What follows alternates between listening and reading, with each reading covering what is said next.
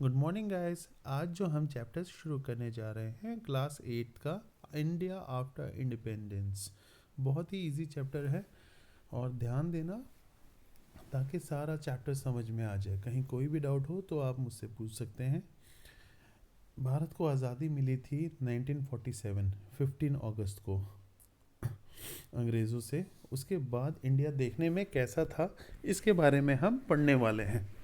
इसमें हमें काफ़ी स्ट्रगल करना पड़ा, हार्डशिप, और इंडिया फाइनली जो था उसको फ्रीडम मिल गया था ब्रिटिश से। तो न्यू और एक डिवाइडेड नेशन था, क्योंकि 1947 में ही हमसे हमारा देश पाकिस्तान अलग हो चुका था। इंडिपेंडेंस के बाद इंडिया ने फेस किया बहुत सारे चेंजेस। क्या क्या चेंजेस हुए इसको पॉइंट से याद रखोगे। पहला, प्रॉब्लम्स ऑफ रिफ्यूजीज़ की काफ़ी थी, क्योंकि काफ़ी लोग इंडिया से पाकिस्तान गए और पाकिस्तान से हिंदू जो थे वो इंडिया आए, तो उनके रहने के लिए प्रॉब्लम थी काफ़ी ज़्यादा। प्रिंसली स्टेट था, तो प्रिंसली स्टेट भी जो था एड्रेस किया गया इमिडिएटली। उसके बाद न्यू नेशन जो था उसको अडॉप्ट किया गया, एक पॉलिटिकल सिस्टम जो कि बेस्ट था, जो लोगों के आशाओं के अनुरूप था, जो हमारी पॉपुलेशन चाहती थी कि ऐसी सरकार बने हमारे देश में जिसे हम चुने। तो इंडिया की पॉपुलेशन 1947 में बहुत ज़्यादा थी और डिवाइडेड थी, यानी हाई कास्ट लो कास्ट में डिवाइडेड थी। मेजॉरिटी जो थी हिंदू कम्युनिटी की ज़्यादा थी, और जो प्रैक्टिस करते थे हिंदू प्रैक्टिस वो ज़्यादा लोग थे। फार्मर्स और पीसेस जो थे वो डिपेंडेंट थे मॉनसून अपने सर्वाइवल के लिए, क्योंकि पानी के लिए सिर्फ बारिश के पानी पे ही डिपेंडेंट थे किसान। न्यू नेशन में अपने लोगों को गरीबी से बाहर निकालने के लिए काफ़ी सारे उपाय लगाए। न्यू जॉब क्रिएट करने के लिए इंडस्ट्री लगाए गए। यूनिटी और डेवलपमेंट साथ साथ चला। अगर डिवीज़न थी सेक्शन ऑफ इंडिया में तो उसको हील नहीं किया गया। उसके कारण जो था काफ़ी सारे वायलेंट कन्फ्लिक्ट्स यानी झगड़े होते थे। एग्जाम्पल, हिंदू और मुस्लिम आपस में लड़ते रहते थे, हाई कास्ट लो कास्ट के साथ लड़ते रहते थे। तो फिर एक संविधान यानी कॉन्स्टिट्यूशन लिखा गया।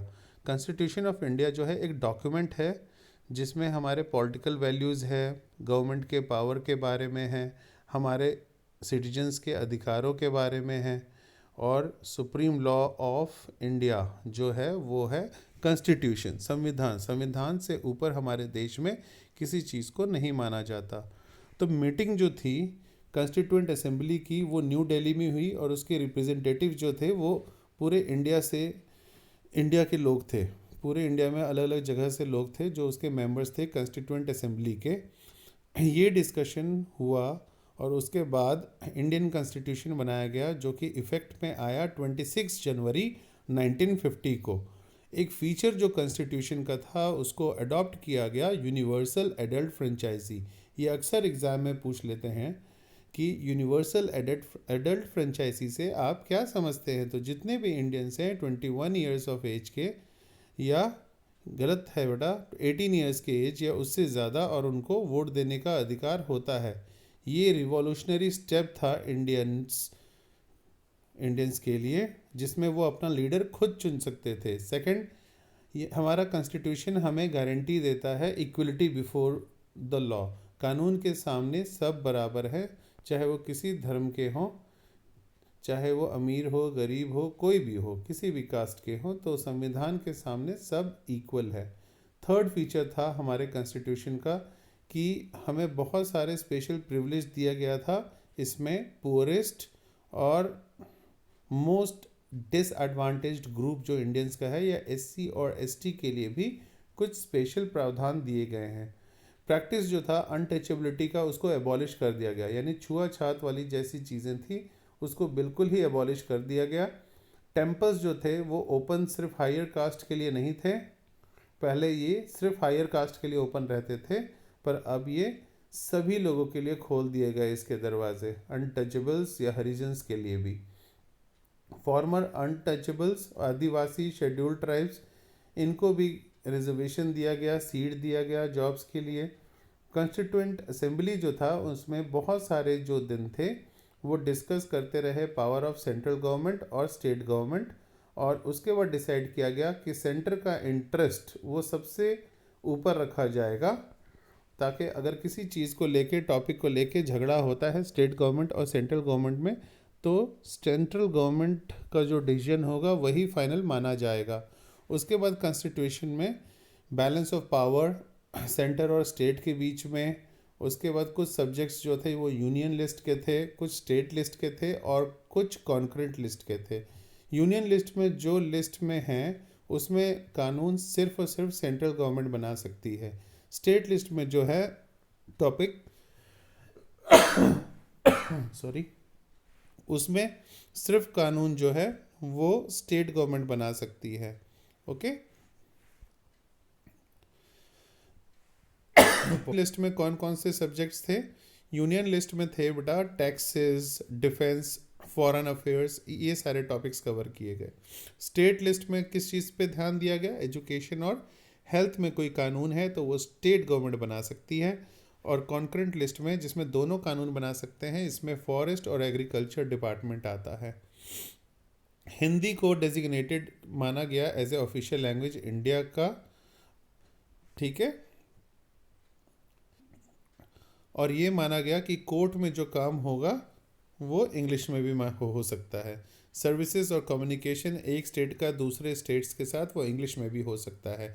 Doctor B.R. अम्बेडकर जो कि चेयरमैन थे ड्राफ्टिंग कमेटी के, उनके सुपरविजन में हमारा पूरा कॉन्स्टिट्यूशन बना था, और इसीलिए डॉक्टर B.R. अम्बेडकर को कहा जाता है the father of Indian constitution, क्योंकि पूरा संविधान बनाने में जो सबसे प्रमुख भूमिका रही थी वो डॉक्टर B.R. अम्बेडकर की रही थी। स्टेट्स कैसे बने? 1920 में इंडियन नेशनल कांग्रेस, उसने हमारे कॉन्स्टिट्यूशन में एक चेंज लाया। अमेंडमेंट कहा जाता है, कानून में कोई चेंज लाया जाए पहले से चल रहे तो उसे अमेंडमेंट कहा जाता है। उन्होंने रीजनल ब्रांच को लिंग्विस्टिक लैंग्वेज के रूप में पहचाना। प्राइम मिनिस्टर नेहरू और डिप्टी प्राइम मिनिस्टर वल्लभ भाई पटेल वो इस क्रिएशन के अगेंस्ट में थे। अक्टूबर 1952 को गांधी जी ने पोट्टी श्रीरामुलु, ठीक है, तो वेटेरियन गांधीयन कहा जाता था किसको? पोट्टी श्री राममुल्लू को। ये हंगर स्ट्राइक पे चले गए। इन्होंने डिमांड किया कि आंध्र प्रदेश बनाया जाए ताकि तेलुगु लैंग्वेज बोलने वालों के जो राइट्स हैं उनको प्रोटेक्ट करके रखा जा सके। 15 दिसंबर 1952 में 58 डेज के लिए वो फास्ट पे गए। पोट्टी श्रीरामुलु, उनकी मृत्यु हो गई। उनके डेथ की वजह से काफ़ी वायलेंस हुआ सब जगह। स्टेट और सेंट्रल गवर्नमेंट को फोर्स किया और उनको अपना डिमांड दिया उन्होंने, ताकि आंध्र प्रदेश बनाया जा सके। तो 1 अक्टूबर 1953 को एक नया स्टेट बना आंध्र प्रदेश। आंध्र प्रदेश का क्रिएशन कब हुआ था? 1 अक्टूबर 1953 में। ठीक है बच्चों, बहुत सारे हिंदी बोलने वाले लोग नॉर्थ इंडिया के, वो भी सेवरल स्टेट्स में डिवाइड हो गए। बायलिंगुअल स्टेट बॉम्बे का डिवाइड हो गया था सेपरेट स्टेट में, मतलब मराठी बोलने वाले और गुजराती बोलने वाले लोगों में अलग डिवाइड हो गया था। स्टेट ऑफ पंजाब वो भी डिवाइड हो गया था पंजाब और हरियाणा में। प्लानिंग फिर किया गया डेवलपमेंट के लिए। इसमें से मेजर ऑब्जेक्टिव थे न्यू नेशंस के लिए। उसके लिए सबसे इम्पोर्टेंट था गरीबी और एक मॉडर्न टेक्निकल और इंडस्ट्रियल बेस जो है वो काफ़ी स्ट्रॉन्ग बनाया जाए। तो इसके लिए 1950 में गवर्नमेंट ने एक प्लानिंग कमीशन सेट किया जो डिज़ाइन किया गया, जो कि डिफरेंट प्लानिंग को एग्जीक्यूट करता था। और उसके बाद मिक्स्ड इकोनॉमी मॉडल तैयार किया गया, जिसमें दोनों ही पब्लिक और प्राइवेट सेक्टर जो है वो को एग्जिस्ट करते थे इकोनॉमिक डेवलपमेंट हमारे नेशन में। 1956 में सेकेंड 5 ईयर प्लान को फॉर्मुलेट किया गया। इसमें गवर्नमेंट हर 5 साल के लिए एक अपना टारगेट रखती है और उसको अचीव करती है।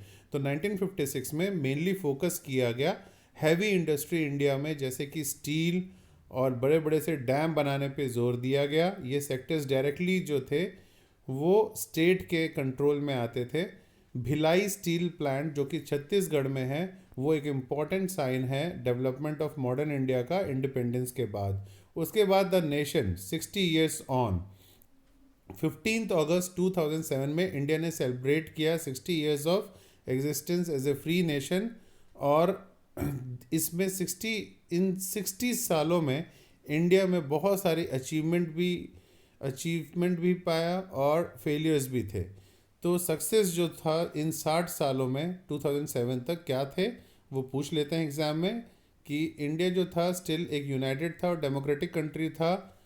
सेकंड, यूनिटी इन डाइवर्सिटी था, मतलब अलग अलग धर्म और भाषा को मानने वाले लोग थे फिर भी वो एकता के सूत्र में पिरोए हुए थे। नेक्स्ट, फ्री प्रेस था और इंडिपेंडेंट जुडिशरी था। फेलियर क्या था 60 ईयर्स ऑफ इंडिया में? डीप डिवीजन परसिस्ट था, लोगों के सोच में काफ़ी विभिन्नताएं थी।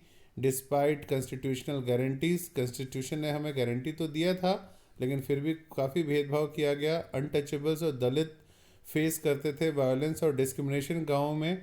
उसके बाद अलग अलग धर्म के लोगों के बीच में कई स्टेट्स में क्लैशेस आज भी होते हैं। और गल्फ यानी जो गैप था रिच और पुअर के बीच में वो काफ़ी गहरा हो गया। आई होप सो ये चैप्टर आपको समझ में आ गया होगा। Thank you very much. RSCC।